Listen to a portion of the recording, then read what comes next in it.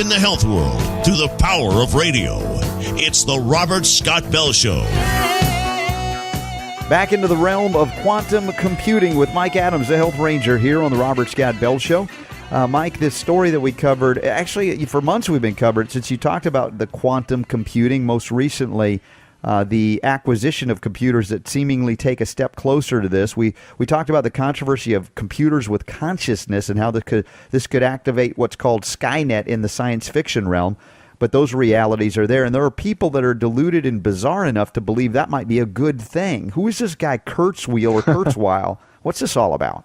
Well, Ray Kurzweil is the leader of the cult known as Transhumanism. He's also the director of engineering at Google.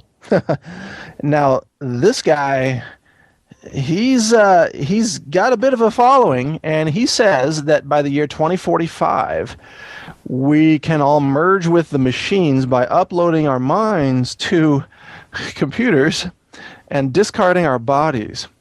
Now, there's another guy who, and by the way, we'll talk about whether that's technologically feasible in a second. Yes. Because we're going to debunk all that, by the way. But there's another guy that had a similar promise, and his name was Marshall Applewhite, and he ran a cult in California too called Heaven's Gate.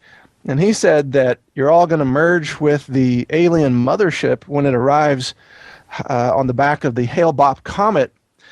And he and his followers all committed suicide all in one night when the comet was nearby, so that they could then discard their bodies and merge with the alien machines. By the way, we have no evidence that they didn't actually merge with some alien machine here. Just a little disclaimer there. We weren't there.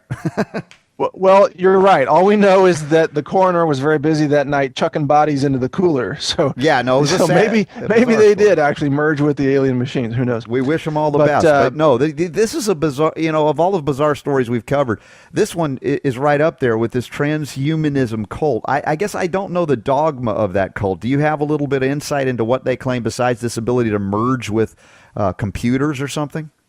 Well, yeah, it's a science-based cult, which immediately brings up talk of Scientology, which gets an enormous amount of ridicule for some of its bizarre science fiction underpinnings, and some of the weird galactic science stuff that they tend to talk about. Ray Kurzweil takes that to a whole new level. Believe me, Ray Kurzweil's cult makes Scientology look as conservative as Christianity. Wow. Kurzweil says that by the year 2045, and by the way, he gave a lecture about this last week. This is not us making up what he's saying. This is he said it. It's written up in The Guardian and newspapers all over the country. He says this openly. He says that by the year 2045, they'll be able to scan your brain, to scan every neuron in your brain, and then they'll be able to build a replica computer that is modeling your brain, that has basically the same circuitry, the same equivalent computational facility. And then you'll be able to scan your brain and like a copy and paste operation, paste your brain into the machine, and then the machine will begin to function as you. And they say this is, quote, uploading your mind to the computer where you will live forever in digital immortality, and then you can discard your body, which probably means drinking some Kool-Aid at some point, laced with arsenic, right? Are you sure this is not just something like cartoon on Fox or something that I've seen before? I know. No, it sounds like it, but I'm telling you, this is real, Robert. This is Ray Kurzweil's vision. Wow. But the vision is broken because there's no mechanism in this whole plan to transfer your soul, your consciousness. All they're creating is a simulation of you in a computer, and then if you kill your body, you just die. Your soul never makes it to the computer. Mike, that was one of the issues of the discussion. We ran out of time last time when we were talking about the consciousness of these quantum computers. The spirit, the essence, that's that spiritual concept versus this mental or mind construct that we're just a computer. I mean, this is the ultimate state of materialistic reductionism that you find in a lot of modern medicine. And they do have a cult because the cult is called not science, but scientism. It's the worship of science, but it's not even real science. Well, right. And in the scientific community, they don't believe in the existence of consciousness. They think it's an artifact of a sufficiently complex computational neurobiological system. So they don't think there is a soul. Now, you and I believe that your soul is a non-physical element that interfaces with your physical brain, which is why you have consciousness. We know that you are more than your body, which is why if your soul leaves your body, if you die, your body is still there, but you are not there. You're gone, even though your body is left behind. So you are different from your body. Now, they can replicate your brain probably by 2045 and put it in a machine, but it doesn't mean you are in the machine. All it means is they've created a convincing replica of you. Now, in the years past, someone could take a photograph of you and they could say, you've achieved immortality through the photograph. Or in modern day movie making, for example, they can use a motion capture device. They could capture your motion and they could render a computer graphics version of you on a screen that walks and talks and looks just like you. And it might be convincing to someone to say that's you, but it's still not you. It's just a replica of you. So if you follow Ray Kurzweil into this transhumanist future, you may end up having your brain scanned and then creating a replica of your brain in a machine, and then you drink the Kool-Aid that Ray hands you and you kill yourself. And then your friends think you're in the machine, but you're not. You see? You see where that goes? Don't drink the Google-Aid.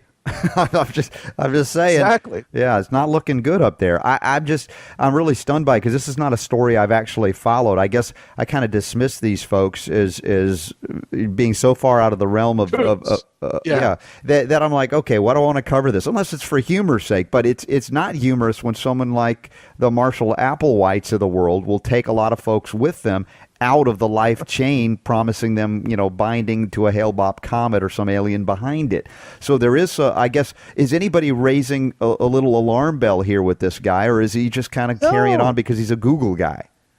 There's no skepticism of it. It's amazing, or very little. I mean, it's funny when guys like Alex Jones say, oh, the Department of Homeland Security is buying 2 billion bullets, they scream at him, conspiracy theorists, that can't possibly be true. But when Ray Kurzweil says you're going to upload your mind to a machine and discard your body and live forever in digital immortality, they say, oh, yeah, of course, that's true. I'm volunteering Dianne Feinstein, Nancy Pelosi, and Lindsey Graham to go first. John McCain, too. Yeah, exactly. Because if they do transfer their brains to computers, we can always just hit delete. Yeah, well, that's a pause, delete, whatever, put it in there and put it in a museum so people can observe people that really lost sight of the meaning of life itself. Yeah, I think we need to upload McCain's brain and stuff it into a VIC-20 from, what year was that, like 1984 or something? I don't even know. What an image. Yeah, or take Feinstein, put her in a TRS-80 from Tandy. Mm-hmm.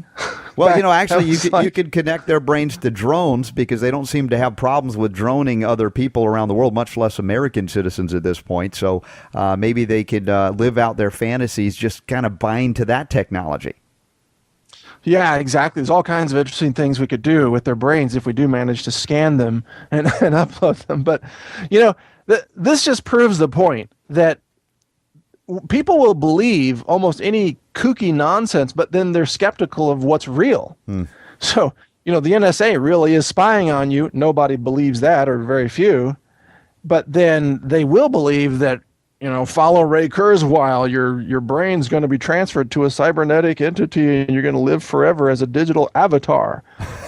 It's like, wow, people, maybe some of their brains are so small that you could transfer them in mere seconds. I mean, there's not much to transfer. Well, put them into an old iPod, with a low gigabyte. When it was still megabytes, it'll still fit. I got to tell you. But it makes me wonder about where humanity really is headed when people, this is Google. This is Google's head of engineering. What else is Google into that's kind of kooky and culty like that? Is there going to be a Google cult that comes out of this where you have to have a partial lobotomy or something to be part of the in crowd, or how does that work? Well, listen, the speculation is wild here, but as I said, a lot of this information about Kurzweil and this transhumanism is new, and as I hear it, I still am thinking, somebody's got to be at Google going, get this guy out of here. Anybody?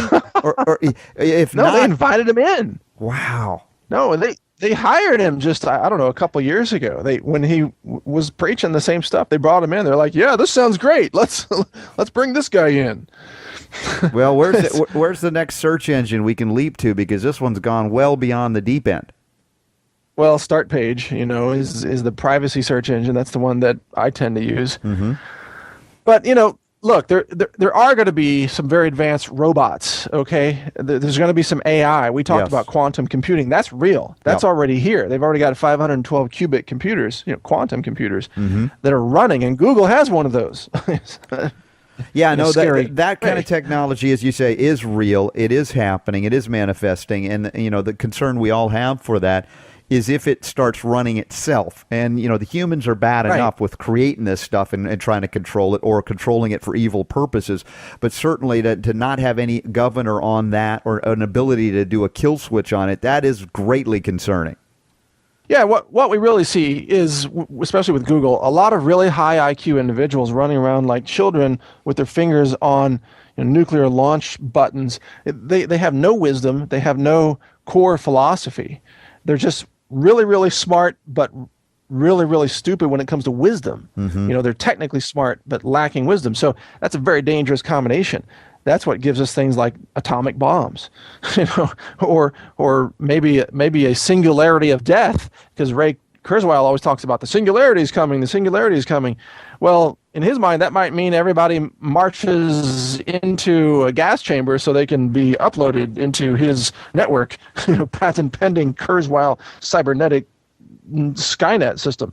I mean, anything is possible with these people. They're a little crazy. They're insane, some of them. Yeah. Well, I guess if we boil it down to some simple concept or context, we would say technology, high-level technology without consciousness is always dangerous and perhaps always deadly. And there are certainly reference points in history, some in pre-recorded history, evidences of ancient civilizations that may have destroyed themselves for similar reasons. And we humans seem to be stupid enough to make the same mistake over and over and over again. Well, that's right. And they say that they think they're going to become God when they merge with the machines. They don't believe in God. They don't believe in consciousness, but they're going to become God when they merge with the machines. That is a cult, buddy.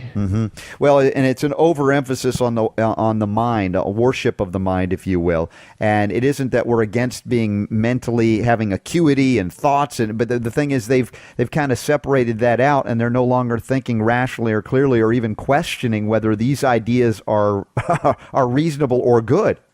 No, well, that's the thing. The skepticism needs to be a general purpose property of your thinking processes. You need to be skeptical of everything, ask questions of everything, like you and I tend to do. Yeah, critical thinking. We wouldn't just sign up for I don't know, a cult of nutrition. We looked at the science. Nutrition really works, and your body needs nutrition to stay healthy. Your mind, your brain runs on some your blood and the nutrients in your blood. Your brain needs the right nutrients to be healthy so you can think clearly, and so on and so forth. It's based in reality and science. Even homeopathy is based in science. There's scientific evidence that homeopathy works. Even though we don't know how, we know it works through randomized double-blind placebo-controlled studies. So, but merging your mind with a machine, that's something we need to be skeptical about. Yeah. Listen, it's not all about the molecules. There's energy too. That's the reality of it, and we continue to cover that story here on the Robert Scott Bell Show with Mike Adams, the Health Ranger, through Natural News, naturalnewsradio.com, also at robertscottbell.com. We'll continue to keep up with these bizarre happenings, including this transhumanism Google cult, perhaps it might emerge to be. Mike, always a pleasure. Some stories are more bizarre than others. Yeah. Yes. Well, thanks for being here. Googletology. Yes. All right. Well, we'll come back with some good names with that as well. But, Mike, always a pleasure to have you on board. Thanks for dropping by with this story, and we'll keep you up to date. And everybody keep coming back to Natural News and Natural News Radio right here on the Robert Scott Bell Show. All right. Thanks, Robert. Live around the world, the Robert Scott Bell Show.